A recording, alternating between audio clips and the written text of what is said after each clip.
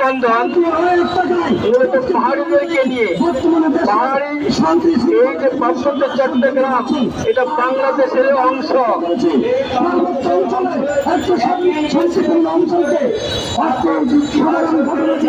এই শান্তি চুক্তি নামে অশান্তি চাই না আমরা। বাংলাদেশ এই থেকে তেঁতুলিয়া একই আইনে একই নিয়মে চলবে। আমাদের জমি জমার সমস্ত চর্চাগুলো একইভাবে থাকবে এবং এখানে যদি অশান্তি কেউ করদের মধ্যে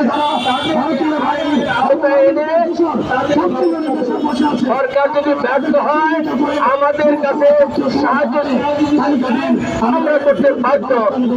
কিন্তু আমরা চাই সকল ভূখণ্ডে আমরা সমানভাবে একই আইনে একইভাবে বসবাস করবো।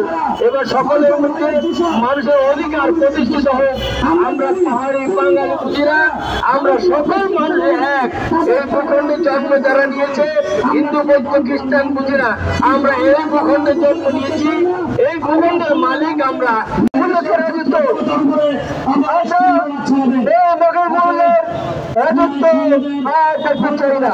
নিরাপদ থাকবে নিরাপদ থাকবে সবার সামনে মেয়েকে দর্শন স্বামীর সামনে স্ত্রীকে দর্শন এগুলো আমরা চাই না। আজকে শান্তি চুক্তির নামে চলছে। আমরা এরকম দেখতে চাই না। আমরা শান্তিপুরের পক্ষ থেকে একটি মেসেজ দিতে চাই। সেই মেসেজটি হচ্ছে বাংলাদেশকে শান্তিরূপে দেখতে চাইলে জাতীয় জোটের যে নেতৃবৃন্দ রয়েছে তারা বাংলাদেশের ক্ষমতা পায়, বাংলাদেশের জনগণের দায়িত্ব পায়। আমরা চ্যালেঞ্জ ছুড়ে দিলাম এই মেসেজের মাধ্যমে চ্যালেঞ্জ ছুড়ে দিলাম।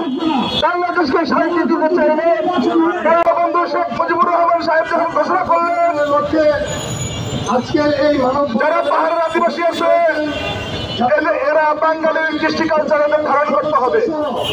সকল অঙ্গ সংগঠনের সভাপতি সেক্রেটারি এবং যারা জনপ্রতিনিধি আছে এদের মাধ্যমে সেই পাহাড়ের আদিবাসীরা যখন জানবো বাংলাদেশ আমাদের থাকতে হলে বাঙালির কৃষ্টি কালচার ধারণ করতে হবে। তখন 1973 সালে চাকমা নেতা একজন চাকমা নেতার নেতৃত্বে এবং আদিবাসীদের নেতৃত্বে পার্বত্য চট্টগ্রাম সংহতি সমিতি নামে একটি রাজনৈতিক দল ঘোষণা হয়। এই রাজনৈতিক যদি এটা রাজনৈতিক দল ছিল তারা এই দলের নেপথ্যে সশস্ত্র বাহিনী তৈরি করে। সম্মানিত উপস্থিতি তারা সরকারের এই ফরমানগুলো মানে না এবং বিরোধিতা করা শুরু করলো। তারা পরবর্তীতে ভারতের মদতপুষ্ট হয়ে তারা যখন সশস্ত্র বাহিনী তৈরি করে এরা যখন প্রশিক্ষিত হতে লাগলো, প্রশিক্ষণ গ্রহণ করে সশস্ত্র হয়ে সর্বপ্রথম 1977 সালে বাংলাদেশ সেনাবাহিনীর তারা হামলা চালায়।